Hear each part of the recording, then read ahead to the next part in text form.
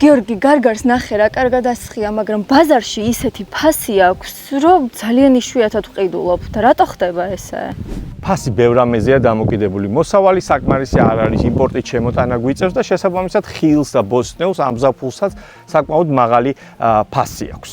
მე კიდე მეგონა რომ აქაური პროდუქტი იყიდებოდა ძირითადად ბაზარში. სამწუხაროდ ჩვენი სამხარებლო კალათის 80% არის იმპორტირებული და არ დაადგა საშველი საქართველოში სოფლის მეურნეობის ისე განვითარებას, რომ ადგილობრივი მოთხოვნა გარკვეულწილად მაინც დააკმაყოფილოს. და რატო რა პრობლემებია?